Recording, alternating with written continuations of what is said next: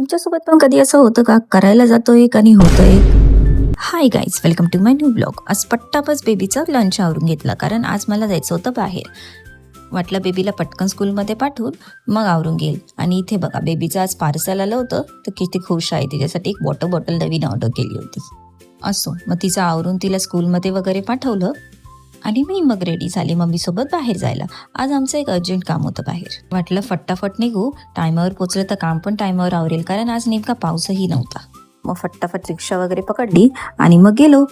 पण जे आपण ठरवतो ते नेमकं होतच असं नाही ना. आम्ही नेमकं तिथे पोचलो आणि समजलं की 2 दिवस काय काम होणारच नाही, म्हणून डायरेक्ट आता काम गेलं मंडेवर. फुक्कटचं दुपारचं ये आणि जा झालं.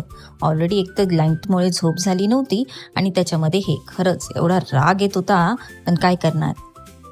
मग काय, घरी वगैरे आले, लंच वगैरे केला आणि पहिलंच झोपून घेतलं, कारण आज इव्हनिंग शिफ्ट जी होती. मग इव्हनिंगला माझं एक पार्सल आलं होतं आणि चेहऱ्यावरची खुशी बघताय ना पार्सलची. आणि असणारच, कारण ह्याच्यात एक मी लिपस्टिक ऑर्डर केलेली. काय करणार, मी लिपस्टिक पगलू जी आहे. ह्याच्यावरून मी एक व्हिडिओ बनवणार आहे, लवकरच तुमच्यासोबत शेअर करेल. मग काय, त्यानंतर काम करत करत डिनर वगैरे आवरून घेतला. असा होता माझा आजचा दिवस. Thank you for watching. बाय.